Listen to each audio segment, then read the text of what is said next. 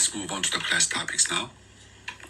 Today we will discuss mainly two broad topics: introduction to retailing and the discussion of different types of retailers. These are the learning objectives. Okay, what is retailing? Retailing refers to the sale of goods and services to final consumers for personal, family, or household use. All of the examples shown here illustrate retailing, whether through offline or online channels. Retailing adds value to products and services by making them available to end consumers. It encompasses not just physical stores, but also mobile and online platforms. In short, any activity involving the sale of goods or services to the final consumer falls under retailing. Are hawkers in Singapore considered retailers? Absolutely. Hawkers are retailers because they sell directly to end consumers. How do retailers add value? Among many things, retailers create value in at least 4 ways. If there is no retailing, selling and buying becomes not just difficult, it becomes almost impossible. How do retailers add value? 1. Providing assortment. Retailers offer a wide variety of products in one place, allowing consumers to compare and choose items that best suit their needs. Example: a supermarket like Giant stocks everything from breakfast cereals and snacks to toys and basic apparel, making one-stop shopping possible. 2. Offering services. Retailers enhance the shopping experience by providing services such as delivery, customer support, loyalty programs, and financial options. Example: Quartz offers free delivery and 12-month interest-free installment plans. Online stores provide home delivery and easy returns. 3. Breaking bulk. Manufacturers produce in large quantities, but consumers typically only need small amounts. Retailers break down these large sizes into convenient, purchasable sizes. Example: at a petrol station, you can buy just the amount of fuel you need.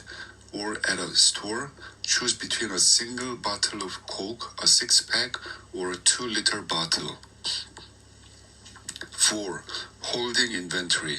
Retailers keep stock so that products are available when consumers need them, saving consumers from having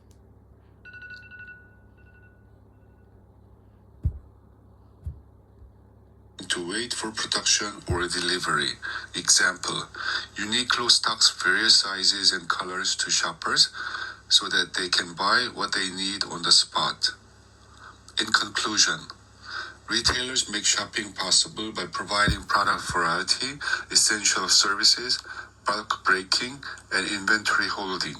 Without them, consumers would have to source directly from producers, making everyday purchases time-consuming and impractical.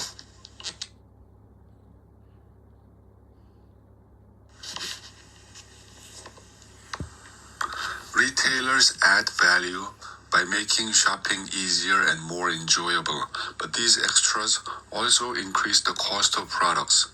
For example, a shop that provides friendly customer service needs to hire and train staff, which costs money. Or think about nice packaging, like bubble tea shops that use custom-designed cups or sealed lids. These things make the product look better, but they also raise the price. That's why a pair of sneakers that might cost $50 at the factory could end up costing $90 in store because of delivery, store rent, staff, and other retail services. Most of us understand that retailers have to cover these costs and still make some profit so they can keep their stores running and continue offering us value. How do companies control the way products reach you? Usually, products go through a few steps before they reach you: manufacturer, wholesaler, retailer, and finally to you, the consumer. But some companies take control of more steps to save money and have more control. This is called vertical integration. Vertical integration is when one company handles more than one part of the supply chain. Instead of just selling products, they might also make them or distribute them. This helps them control quality and lower costs. There are two types of vertical integration: backward integration and forward integration. What is backward integration? Backward integration is when a company that usually just sells stuff, like a store, starts doing what manufacturers or wholesalers do, like making their own products or running their own warehouse. Example, Charles and Keith. For instance, instead of buying bags from other companies, Charles and Keith designs and manufactures their own. This helps them stay unique and in full control of their fashion style. What is forward integration? Forward integration is when a company that makes things decides to also sell them directly to customers through their own shops or websites. Bread Talk bakes its own bread and sells it straight to you in its own outlets like Bread Talk and Toastbox. This lets them control how the food tastes, how it's presented, and how customers experience the brand. Why does this matter? When companies do more things themselves, they can offer better quality and unique products, control pricing more effectively, make sure things run smoothly without relying too much on others. So what is IKEA and Zara doing when they manufacture their own products? They're doing backward integration. Netflix used to just stream shows made by others, but now they make their own shows like Stranger Things and The Crown. That's backward integration. They became the producer. Nike doesn't just sell in shoe stores anymore. They have their own shops like Nike Town and their website. That's forward integration. They sell directly to consumers. Disney used to show its movies on TV or in cinemas. Now they have Disney Plus, where you can watch Disney shows and movies directly. Another example of forward integration. They're skipping the middleman. Apple has its own Apple stores and website. Instead of selling only through tech stores, they also sell to you directly. Yep, that's forward integration too. Retail is important in many developed countries, especially in places like Singapore. Retail does more than just help you get your snacks, clothes, or a pair of glasses. It's actually really important to the economy. In Singapore, retail stores make up about 1.4% of Singapore's GDP. There are around 15,860 retail businesses, from small family shops to giant companies. Over 116,000 people work full-time in retail, not even counting part-timers. So when you buy a bubble tea or a new pair of shoes, you're also helping the country's economy and supporting jobs. What about poorer countries, called base of the pyramid? The base of the pyramid, BOP, means people who are living in poverty, often with less than $2 a day to spend. Retail is still very important in these places too, but it's a lot harder to make it work. There are some challenges. Hard to communicate. People may not have TVs, phones, or internet, so it's difficult to tell them about new products. Hard to pay. Many don't have bank accounts or credit cards. Hard to deliver. People might live in faraway villages, like in the mountains or deep countryside. Getting things to them can be expensive and slow. Some companies try to help. Some brands do great things, like when you buy a product, they give one to someone in need. At Warby Parker, you buy a pair of glasses, someone in Africa gets one too. At Tom's Shoes, you buy a pair of shoes, a kid in South America gets a free pair. These companies want to help people while still running their businesses. That's called social responsibility, corporate social responsibility, CSR. Retailing affects many different people, not just the shoppers who buy things. It also impacts future customers, the people who help make and deliver the products, the store workers, the company owners, and even the government and the local community. For example, when you buy a new backpack at a store, what are the impacts on the society and the economy? It supports the workers who made it and the delivery drivers who brought it. If the store does well, it can hire more employees, which helps people find jobs. Some stores give back to the community by donating to schools or helping the environment. So retailing isn't just about shopping. It connects to many parts of our daily lives and helps the whole society. It is clear that more and more businesses today care about doing the right thing, not just making money. This is called CSR, Corporate Social Responsibility and Conscious Marketing, and is becoming popular in retail and many other parts of business. Let's watch a short YouTube video to see what this looks like in real life. As you probably know, COVID-19 made more people shop online, but even before the pandemic, some stores were already closing down. This is sometimes called the retail apocalypse, but the pandemic made it happen even faster. Sadly, many well-known stores have disappeared. Can you think of any stores that have closed recently, like in the past 5 years or so? Some examples include travel agencies, GNC stores, SportsLink, Topshop and Topman, and Robinson's department store. Many physical stores couldn't keep up with the online shopping and the digital world, so they had to shut down.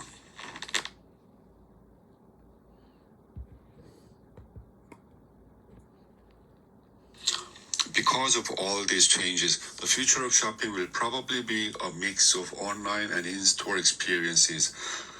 Technology will be a big part of making shopping more fun and helpful, like using AI, virtual fitting rooms, and personalized suggestions based on what you like. Also, more and more people care about things like protecting the environment and supporting fair businesses, so stores will need to be more eco-friendly and socially responsible too. Retail industry presents many opportunities for a wide range of people in different areas: finance, purchasing, accounting, MIS, supply chain management, international business, design and new product development, and of course, marketing. There are also many entrepreneur opportunities in retailing as well.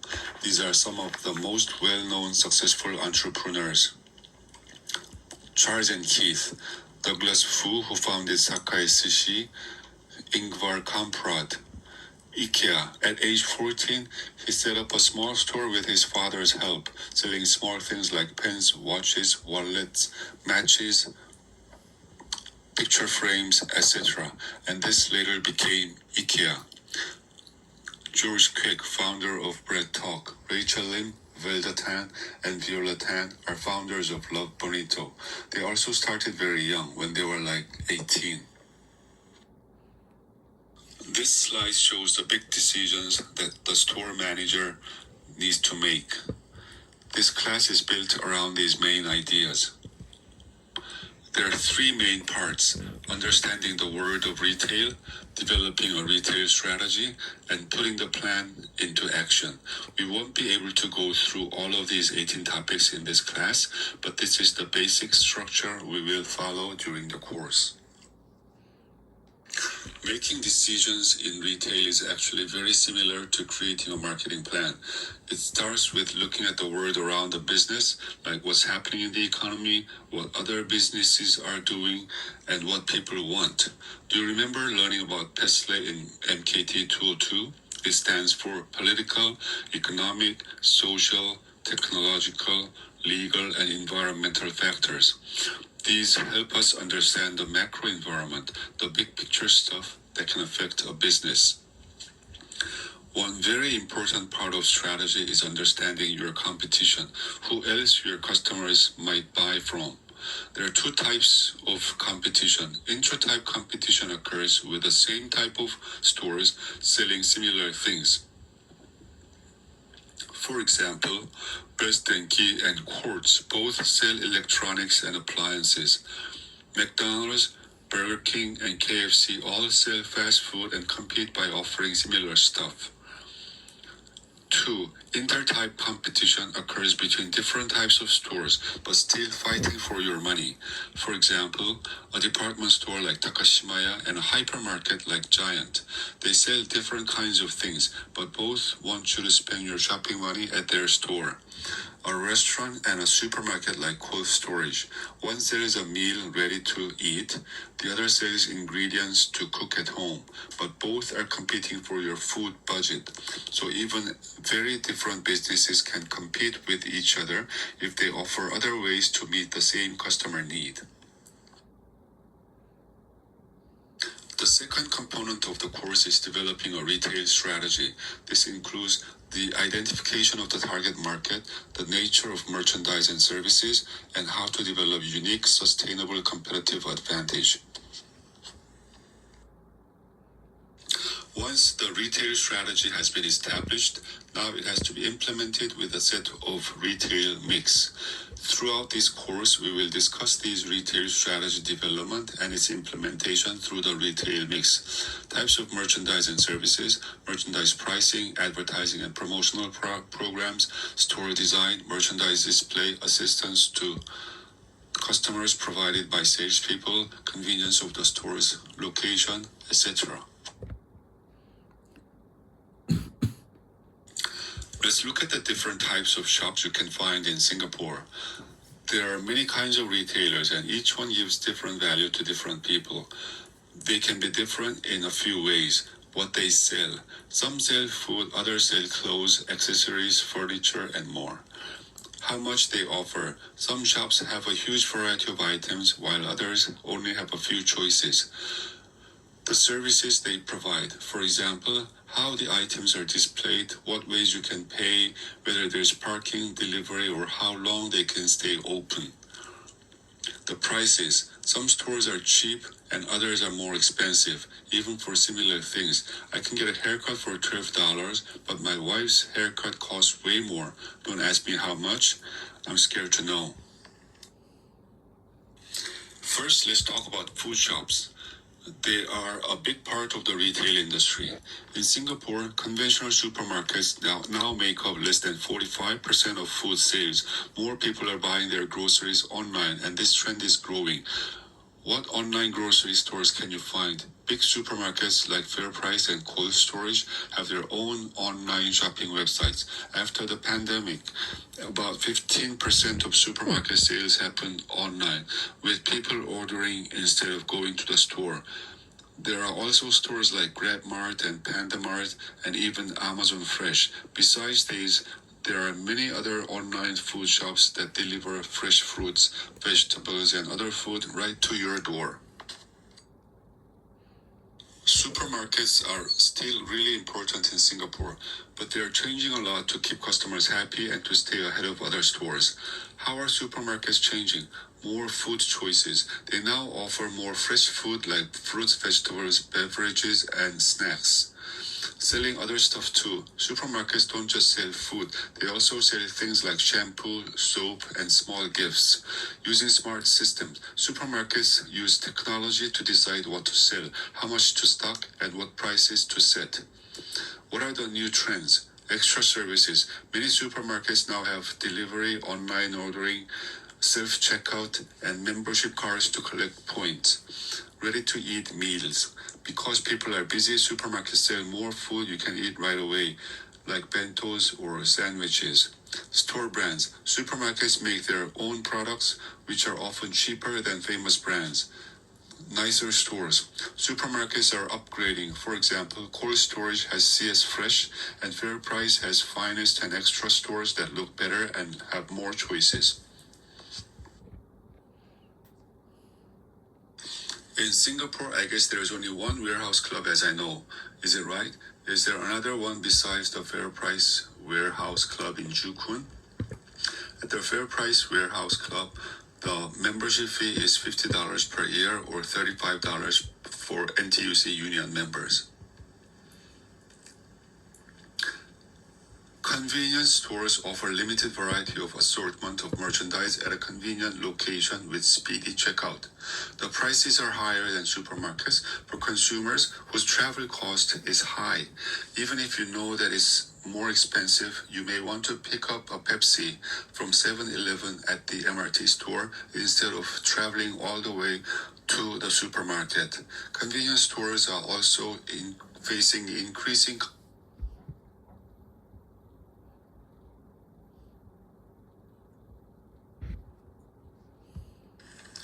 Convenience stores offer limited variety and assortment of merchandise at a convenient location with speedy checkout. The prices are higher than supermarkets for consumers whose travel cost is high. Even if you know that it is more expensive, you may want to pick up a Pepsi from 7-Eleven at the MRT store instead of traveling all the way to the supermarket. Convenience stores are also facing increasing competition from other formats of retailers, such as Pick and Go unmanned store. Even some vending machines now offer full meals, not just drinks. Besides stores that sell food, there are many other types of stores that sell a wide range of other things. These are called general merchandise retailers. Department stores like Takashimaya, Isetan Tangs, and BHG are good examples. They sell many different types of products, broad variety, have lots of choices in each product type, deep assortment, offer services to help customers. They organize their stores into different sections like clothes, makeup, electronics, or kitchen items, so it's easier to shop. They offer pleasing ambience, attentive service, a wide variety of merchandise. They sell both non-durable soft goods such as cosmetics, clothing, bedding, and durable hard goods such as appliances, furniture, consumer electronics. They often have special events too. Category specialists, also called category killers, are stores that focus on just one type of product but offer lots of choices in that area. For example, IKEA in Singapore sells all kinds of home furniture and decorations. If you need anything for your home, like a bed, sofa, desk, or even kitchenware, you can probably find it there. Kors and Harvey Norman focus on electronics and home appliances. They sell things like TVs, washing machines, laptops, and more. Decathlon sells lots of sports and outdoor gear. Pet Lover Center is a good example for pet products. Popular Bookstore is a category specialist in books and stationery. Because these stores offer so much in one category, they often become the go-to place for shoppers looking for that type of product. Specialty stores focus on just a few types of products that are related to each other. They don't sell everything, but they offer a lot of choices within those few product types. This is called having a deep but narrow variety. But unlike category specialists that are giant one-stop shops for one big product area, such as sports or furniture, specialty stores are more like boutiques that offer fewer things, but with expert help and premium quality. These stores usually have staff who really know their products well, so they can help you choose the right one. Some examples are Apple Store, luxury brands like Louis Vuitton and Chanel, and fancy chocolate shops like Godiva and Royce. Even though these stores don't sell many different types of products, they are often very successful and grow quickly because they offer high quality items and great service. Drugstore. They usually sell medicines, vitamins and supplements, skincare and hair care products, toothpaste, shampoo, and other personal care items. Extreme value retailers are stores that sell many different types of products but with only a few choices or brands for each type. This is called having a broad variety but shallow assortment.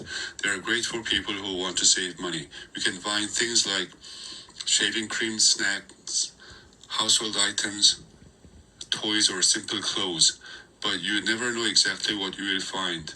One day they might have a certain brand and the next day it might be gone. The stores are usually very basic inside. not fancy or organized like supermarkets. Examples in Singapore include stores like Value Shops, ABC Bargain Center, or those small shops in Lucky Plaza are good examples. Service retailers. Some businesses don't sell products you can touch, they sell services instead. These are called service retailers. Examples of service retailers include hair salons, massage shops, banks, airlines, restaurants, hospitals, and clinics. Why are services different from products? Service retailers face special challenges because services are intangible. You can't touch or see a haircut or massage before you get it. Inseparable. The service is produced and used at the same time. For example, you are sitting in the chair while your haircut is being done. Perishable. You can't store a service for later. An empty restaurant seat or missed flight can't be saved and sold tomorrow. Inconsistent. The quality can change. One day your haircut or massage might be great, and another day it might not be as good, even from the same person. There are three main ways retail stores can be owned: independent stores, corporate retail chains, and franchisees. Independent single store establishments.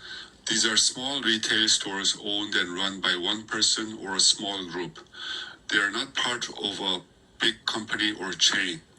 The owner makes all the decisions, like what to sell, how to decorate the store, and how to treat customers. These stores often reflect the personality and style of the owner. Corporate retail chains. These are big retail companies that own and run many stores under the same brand name. All the stores are part of one main company. A head office or central office makes important decisions, like what products to sell, store layout, and advertising. The stores look and feel similar no matter where you go. Examples are Uniqlo, FairPrice, H&M, Daiso, etc.